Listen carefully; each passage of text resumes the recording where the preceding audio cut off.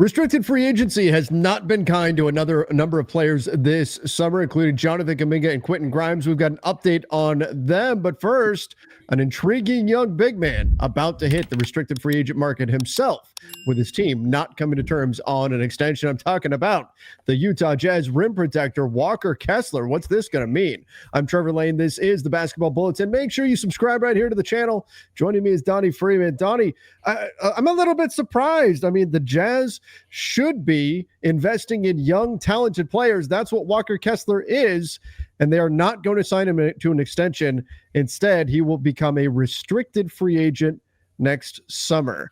I do think the restricted tag is certainly important here. The Jazz aren't looking to just lose Walker Kessler for nothing, and they're not at risk of doing that. But I'm still a bit surprised that they're not trying to get an extension done right now with him. Yeah, really quick, I want to deviate and say, on a side note, I am extremely happy that we are done with summer. I am very happy that it is now fall, and I looked at the temperatures just before we got on, and they were in the 90s. Now all the days are going to be in the low 80s, high 70s, and I'm like, let's go, baby! It's my time of year. I'm super excited. Basketball's coming back. It's a great time of year. Back. Yeah, man, I'm really excited. I got a little bit of drizzle out there. I was like, man, they never drizzles out here like dribbles. Never drizzles out here this time of year. I was like, oh man, it's that time. So I'm excited about that. But yeah. So are you telling me you're breaking out all the pumpkin spice then? Well, pumpkin spice. I'm not a big pumpkin spice flavor guy, or like a pumpkin anything flavor guy, really. But there will be some sweets, hopefully. Going around the house this time of year with all the, my kids are going to do trick-or-treating, and we're going to put the candy away, but I'm going to do what they did to me when I was a kid and just eat all the candy. So there it goes. No, I'm not going to do that. Raiding the kids' candy bags. You know what? I swear, I never saw mine again after it was candy bags. Oh my God, really? Right? That's why he didn't want to extend Kessler here. He's like, oh, exactly. No. On the Kessler thing, back to basketball. That's pretty interesting because he's had a pretty rocky run here. Like, I still think he's a great player, a guy that they should be investing in for the future. And he's obviously shown development. He's just really good at what he does: rim protection, rebounding, finishing around the rim. And a lot of teams could really use that skill set. He's great at deterring shots, especially. But they're in this situation where they kind of still need, like, he's like right on the fringe age-wise, of what they want to do. He's like, what, 24, 25 at this point? Yeah, he's going to be in his age 24 season. Yeah, he's like right on the fringe. So I think he could still be a part of your core, but I do think that they need to lock up some of the other guys here. And he's going to want big money because of that skill set and because of how coveted he's been. And so they probably maybe talked about it with him, but weren't able to reach a number that satisfied both parties. I'm just looking at the numbers here. He negatively impacted opponents' field goal percentage at the rim by 10%. Yeah, by 10, chopping 10% off of opponents' field goal percentage at the rim compared to their average. Like, he's is a legitimate elite rim protector. Does he have the greatest hands? No, right? He's not this all-world center, but 24 years old, he fits the time frame. He is what a lot of teams are looking for at the center position. So what do you think would be reasonable? I mean, if you could get Walker Kessler on a, what is it, $20 million a year? Do you think he asked for like what Kuminga was looking for and Josh Giddey and all those guys? I think he's looking for 25. And that's the problem. That's what I was thinking about with him. Like, in today's market, like a couple of years ago, he might have been a guy that took like a 456 deal or something like that. But in today's market, he's probably looking for more like 480. Or 490, something like that. Hopefully not 400. He'd have to come out and play really big this year, but probably something like that to really extend with them. And I just don't think that they're in the right situation for that yet. And I mean, ultimately, they're going to have to lock up these guys and start building something here. Yeah. You don't want to let him go when you've found a player that can be your long-term center. But I think he probably is asking for something that they're just not comfortable with at this point. Otherwise, why isn't it done? Look at the rim protection. Look at the rebounding. 99th percentile. 95th percentile this past season in block percentage. And here's what really makes Walker Kessler so exciting. It's that block percentage combined with his foul percentage, 87th percentile in foul percentage. You'll have guys who chase blocks like crazy, and so their block percentage is high, but they foul a bunch in the process. He doesn't do that. He defends without fouling. That's so critical. And then you look at the rebounding as well. 95th percentile in offensive rebounding relative to bigs. 84th percentile in defensive rebounding. Like, he does big man things very, very well. I do think there's something to this idea that maybe the Utah Jazz are a little bit worried about, their long-term financial piece and all that. But I also think the Jazz looking at what happened in restricted free agency right now this summer and saying, yeah, we'll go ahead and let you hit restricted free agency, and then we get to squeeze you next summer. I do wonder how much of a factor that is. That's possible. If I'm Kessler, I really don't want to deal with that headache. No, but if there's a big disconnect with what he wants, then he's going to have to go out there this season and prove that he's worth whatever that number is, and it'll be on the Jazz to offer that to him, and they'll go from there. But I don't think they're going to let him go.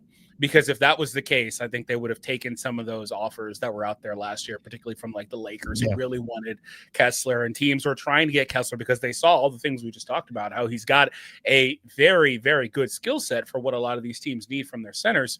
But they didn't bite on any of those. So I'd have to imagine that they're going to try to keep him. I think the nightmare that restricted free agency has been from the players' perspective this summer only emboldens the Jazz to play hardball with Walker Kessler. And if he wants 4 years and $100 million, you're not giving him that. You're saying, well, we're not really at risk of losing you for nothing. You can be next summer's Jonathan Kuminga. You can be next summer's Quentin Grimes or any of these other guys. And we're still not going to lose you for nothing. So I think that's where the Utah Jazz can sit. Speaking of which, let's indeed, and by the way, everybody watching, let me know in the comments what you think Walker Kessler is worth. How much should he get? But let's get into an update on the Quentin Grimes situation and a little bit on Jonathan Kuminga. We'll get there right after this from Shams Charania.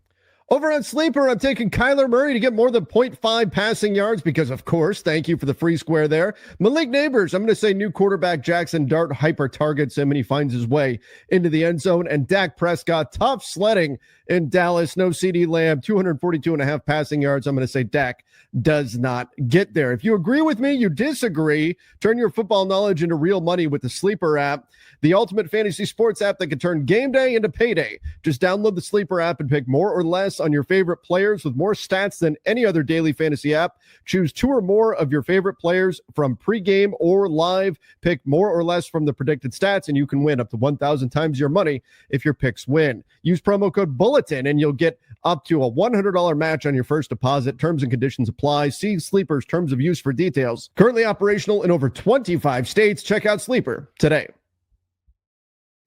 All right, here's Shams Charania talking about the restricted free agents that are out there, specifically Quentin Grimes. And I think this is going to be maybe a little bit alarming for Sixers fans. Check this out. One looming roster move that is yet to happen here, Shams, for the 76ers. What more can you tell us? It's the restricted free agency of Quentin Grimes. And I'm told both of these sides are very far apart on a deal. Quentin Grimes' agent, David Bauman, told me today that it was the first time today that the Sixers made a formal hard offer to Grimes as a restricted free agent. And Bauman added to me, like, hold on, we need to stop right there. Today, it's September 20. This is the first time the Sixers have made a real. Whoa! I heard that Freudian slip. You want to talk about the Clippers so bad? I heard that. You almost said the Sixers. If it was the Clippers, it would be a offer that would be firmly planted in the soil. I know that would. All right, man. I've had enough. Oh no. But is that a super like that? Here we are. It's the end of September, and this is the first real offer the Sixers have made to Quentin Grimes. Absolutely. Like I'm sure that they've talked and said, hey, well, if you're interested, what does that number look like? Things like that. But they've not actually put a formal offer on paper in front of him until today. That is pretty interesting because even in the Kuminga situation, we've heard about offers and all that stuff being out there and being positioned to him and them declining it or counter offering, etc. So him being in a situation where they haven't done that yet, absolutely surprising. But I think that they're like Shams proceeds to say, they're in a weird situation this year because they've got so many question marks around this team and the health of this team. And then they've got Edgecombe there. And there's just kind of a weird situation overall with them. And then also we talked about it a lot with Giddey. Grimes is the ultimate. You are paying for half a season here. Like his stats really ballooned when he got much more opportunity post everybody getting injured in Philly. Yeah, you look at, I mean, he was a 10-3-2 guy in Dallas, goes to Philly with, the ghost town, what was left of a decimated, injured Sixers side, 22, 5, and 4.5. Pretty solid percentages as well. 49% from the field, 37% from. Look at the minutes and attempts too. Yeah, I mean, everything shot way up. So if you're Quentin Grimes, man, if I'm Quentin Grimes, I'm going, this is my chance right now. Sure. I'm probably not putting up 22, 5, and 4, or 5 and 5 anytime soon. He's only 24 years old, but still, this is your time, right, to strike. And so I get it why, if I'm Quentin Grimes, I'm trying to drive a hard bargain here, but it's sounding like he's not even going to get a deal done with them at all. Let's get back to this. Shams goes into why he thinks the qualifying offer is probably going to be accepted here. Me that Grimes will not be attending 76ers Media Day on Friday. He also will not be traveling with the team this weekend to Abu Dhabi for preseason. From the 76ers side of this all, getting VJ Edgecombe in the high lottery, obviously that changes the dynamics of their backcourt. And there is a level of uncertainty going into this year, health-wise, with key players like Joel Embiid, Paul George. And where does that lead the Sixers in terms of offering those high-value, high multi-year deals? Where this is really going and where these sides are staring at is that $8.7 million one-year qualifying offer for Grimes, or a sign and trade, or potentially 1 year larger deal where Grimes would waive his no trade clause. But this is really heading down the barrel as we get closer to October 1 of a potential qualifying offer deal. And there's okay, so Quentin Grimes, if he takes the qualifying offer, remember he would have a full no trade clause. It would be about $8.7 million, and he would be an unrestricted free agent next summer. Shams brings up the possibility that, hey, the 76ers, they're in such a spot cap-wise with Joel Embiid and Paul George, two of, if not maybe the worst contract. It could be the two worst contracts now. I think they are. NBA. If they don't play good this year, they are.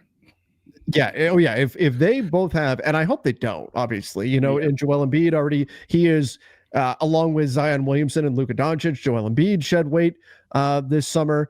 And so I hope they can stay on the floor. But if they suffer injury-plagued seasons again, those are going to be just about immovable, those contracts. And so the Sixers are looking at it saying, man, if we lock up Quentin Grimes long-term too, plus we have Joel Embiid and Paul George on the books, Tyrese Maxey's on the books, which that's not a bad thing. And we've got VJ Edgecombe, who is probably going to encroach upon Grimes' role and limit. There's going to be diminishing returns there because VJ Edgecombe, who looked fantastic over the summer, he's going to take over a lot of the stuff that Grimes is doing anyway. I get why there would be some hesitation, but Shams brought up, I thought, a really interesting possibility. What if the 76ers effectively buy Quentin Grimes out of his no trade clause? That's really what that would be. He brought up a 1-year deal for more money than the qualifying offer, upon the contingency that he would waive the inherent no trade clause that would come with that 1-year deal, which you are allowed to do. What do you think about that? What if you're Quentin Grimes, what would it cost? Like, would you need, rather than 8.7 million, would you take 13 million for 1 year, and the Sixers will have the ability to trade you? What would you sell your no trade clause for effectively? I couldn't help but chuckle at this because this is the exact thing we heard about Kuminga. Like, they were trying at one point to get this type of deal done, but the Warriors were like, no, we're not doing that. But Kuminga valued it, I believe, at the full 22 max that he could get, just 1 year, that, and then going on. That would be what you would need to pay him to take one of these deals where you buy him out of that. But for Grimes, yeah, I think something around mid-level probably would work. 13, 14, in that range. Yeah, something like that for sure. I think probably would work for him. And that's a nice tradable contract too. If you're talking about the Sixers, making some moves mid-season. Yeah, that would be pretty good for him in terms of that. If they're not able to come to terms with stuff in terms of a new deal, but I do wonder how much he values the no trade in this anyway, because maybe he asks for more if he's worried about going to a different situation that's not great for him. Right. Like that could be a thing. He would lose his bird rights if he got traded, if he waived the no trade. And that's why, right? That's why there's the concern about a 1-year contract and then getting traded. You wouldn't have bird rights. But how valuable are his bird rights with the Sixers really anyway? Like a VJ Edgecombe is a breakout rookie this year, which I think he's going to have a very good year. Yeah. How willing are the Sixers to commit long term to Quentin Grimes anyway? It Like, gets does kind of it really hard. have that much value? Yeah, it gets kind of hard because your backcourt is kind of crowded at that point with Edgecombe, Maxey, McCain. Yeah. That's not to say he can't play alongside some of these guys. He could log some minutes as well as like a small three, things like that. It's not to say he can't, but I think that you've already got a lot of money on your books. You're going to need to pay some of these other guys pretty soon here. How much do you really value, retaining him at a decent number as the player, as opposed to maybe a trade asset? I do wonder about that overall, but I think that it gets kind of tricky. I think Edgecombe really changes things a lot for what this team is projected to be and their depth overall, because like I said, I think Grimes gets a lot of opportunity because I don't expect PG to be fully healthy throughout the season. For example, that's another guy that he's going to play behind in the normal rotation if everybody's healthy. So I think he's going to get a lot of opportunity, but I don't know if he's going to get enough opportunity to really show what he can do. So that's where it's a little tricky for him, the player, but for the organization, it looked almost like he needs a lot of opportunity to really balloon. He had some good seasons prior to that, of course, in limited roles, but I do wonder about that as well. What would that be? Like 15 minutes, 3-and-D type guy, put the ball in your hands a little bit. Like, is he really wanting to take that type of role? Maybe if they were a legitimate title contender that everyone agreed on, consensus that they are that, but they're not because they're not healthy. Like, we don't know. They could win it, but they probably won't because they're not healthy often. So I don't know. If you're Quentin Grimes, you either want to get paid for the numbers that you put up during the portion of it's closer to a quarter of a season, really, with the 76ers post-trade deadline last year, or you want the opportunity to put up numbers like that again. And so then you can, if you're not going to get paid for those numbers, you want the opportunity to go do it again. And that way you can get paid based on that production. Because there's a big difference in terms of what kind of a check teams are going to be willing to write between 10-3-2 and 22-5-5, right? Yeah. So if you are Quentin, even if that drops down a little bit, 18-4-4 or something like that, right?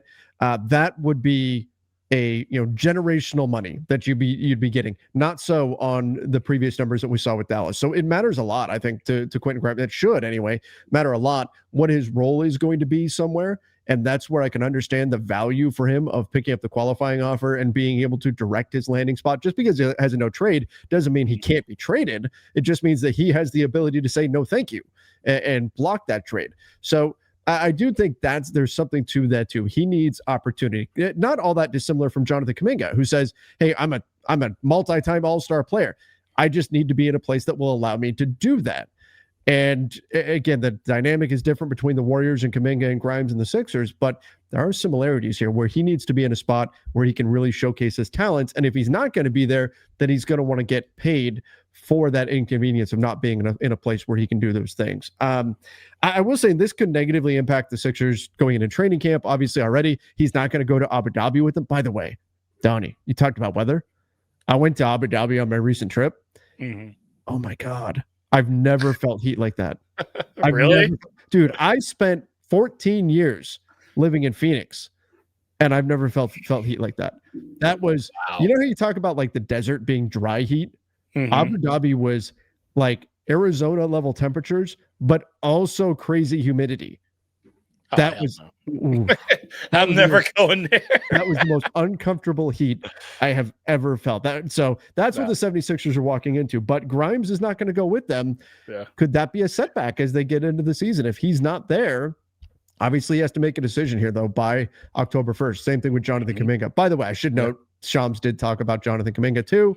But really, it was just that he's no update. Really, it's just he said he's in the same situation where they're putting together a little get together thing, and he's also not going. Right. So it's kind of the same thing where these guys are just kind of not around the team, and that is a distraction until it's not anymore. One thing I wonder about the Warriors is like, do they got the other guys at this little get together? The other guys that are just pending. Or are they right like that? Like, is it just like you're here, but you're not really here type thing? I don't know. The Warriors, given how many players they actually have signed right now, like when they are getting together, can they get by with like just one Uber XL? Probably two. They could They're get pretty close to it, right? Yeah. They got what, like 9 guys on their roster now. They get Obviously, an XL and a regular. an XL and a regular Uber, and they're off and running. Yeah. But Oh, I wonder man. if they're there, like if they've got them right there, like, hey, just we know that this isn't going, but we still want you to be a part of all this stuff, and but Kuminga's not going to be there. Like I said, that could be a distraction, and this whole entire situation around these restricted guys is a distraction, regardless of who you're talking about. But obviously, Kuminga's is of a much higher scale because we've talked about it all summer long, and it's for the Golden State Warriors. But these are going to have to reach a resolution here in what, a week from today? I mean, October 1st is limited, but I'll tell you this: a week, right? Yeah. If I'm Quentin Grimes, if I am Jonathan Kuminga, I'm taking it right up until the buzzer. Why take the qualifying offer right now?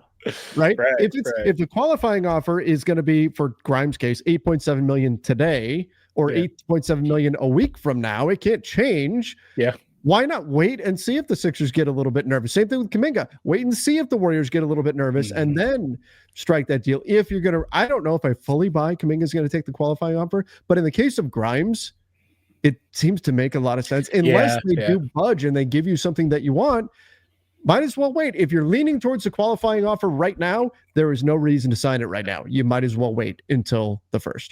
I feel pretty confident that Grimes is going to take a 1-year deal, whether it's the qualifying or the balloon. I think he's going to take one of those and try to play up his value and show that he could do it for a full season, or at least, obviously a lesser role, get more money. Yeah, of course, next summer. But for Jonathan, the other thing about the Jonathan thing is that he is holding up in their entire transaction cycle.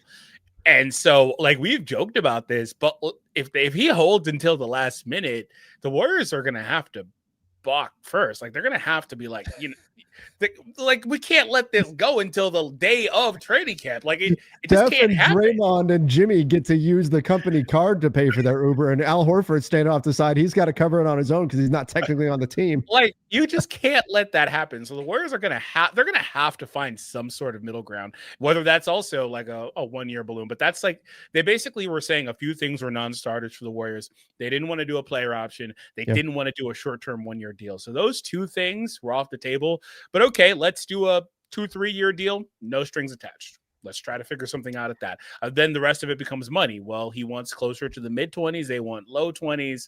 But they want the first year also, on the 3rd year of that deal. Yeah, exactly. That's what I'm saying. Something's going to have to budge there. And then also they wanted more money in the second year because Kuminga is artificially capped at 22.5 this first year. Yeah. So there's just kind of a lot there. But I mean, these are going to have to resolve, and I think that Grimes is more likely to take a 1-year, and I think Kuminga, they're going to figure something out because he is holding their entire transaction. Like I would be surprised if we get even 3 days out and that's not resolved. I would expect something this weekend probably. Yeah, Seth Curry, Al Horford, DeAnthony Melton, all these guys just kind of sitting around waiting. Just waiting, yeah. Waiting. Like there's no way this goes. Could you imagine if this actually does go all the way? Like we've been joking about it. They're gonna be like, "Hey, Seth, we know you're in town. You're at the brother's house. Come on, get a contract going." I mean, I really do wonder how many teams have tested their resolve. How many teams have called Al Horford and said, "Hey, I've got a contract for you right now. You don't have to wait. You can sign it right this minute." I think it's super cool that they've said, "I'm just going to wait on the Warriors because we understand this process." Like that's actually really cool because if I was a player, I'm gonna be honest with you. I have no prior loyalty to that team. They don't really have. Melton's also kind of interesting because he got traded. We've got a little breaking news. What is involving this situation? Sorry, is he doing it? Quentin Grimes and his camp proposed for the qualifying offer deadline to be extended to October 8th to give both sides an extra week to try to hammer out a deal. I didn't even know you could even do that. Yeah, you can do that. But in general, it's not something you tip like if you've got all summer, like if you can't get something done. But to me, that could be a great sign, and that's from Tony Jones. That could be a great sign for the Sixers because why do that unless you feel like you have at least a path towards getting a deal done?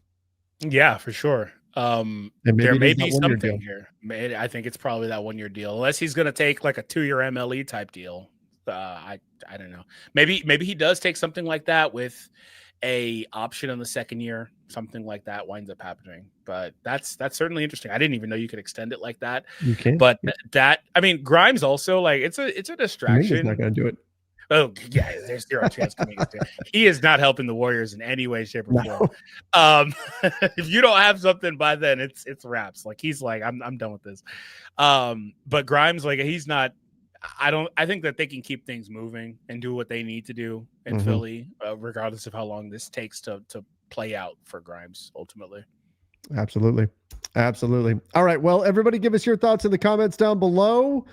What do you think happens with Quentin Grimes and the Philadelphia 76ers? What about Jonathan Kuminga and the Warriors? And are the Jazz making a mistake by not reaching an extension with Walker Kessler? Or does the dire nature of restricted free agency protect them and they're doing the right thing here? Give us your thoughts again in the comment section. Don't forget to subscribe to the channel. Till next time, everybody. See ya and stay safe.